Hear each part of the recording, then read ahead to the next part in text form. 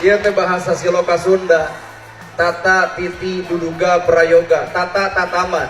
Rakyat ditincak-tincak teuing mah insyaallah bisa ngegelna. Mata teu saeutik jug nyaralon kabehanana. Eureun rakyat tong nyoblos moal jadi RT acan. Mata hargaan atuh heuy rakyat. Jadi tata.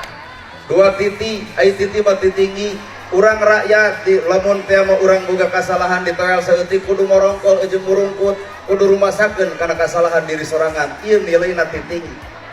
Duduga teh hap-hap. Tangkal sakitu gedena masih kene dieuneuk-euneuk. Artina sing alus pamikiran memeh nyarita, ulah geus nyarita kakara dipikir. Salaki ka ibu nyebutkeun bagong, kakara ditanya nyeri hate, tah ieu salaki tonyokeun. Kaopat tata titi duduga prayoga. Prayoga mah muning. Muning sakitu gedena dituntun ku budak angon, tapi muning nuturkeun naon sababna? Sabab budak angon nganyahokeun kana para muning. Artina cekolot baheula teangan pamimpin teh budak angon nu ngarti surti ka hayang rakyatna, apal pangabutuh rakyatna, nyaho ka susah rakyatna, lain mentingkeun diri sorangan tapi tampo tak ieu bukti rakyatna.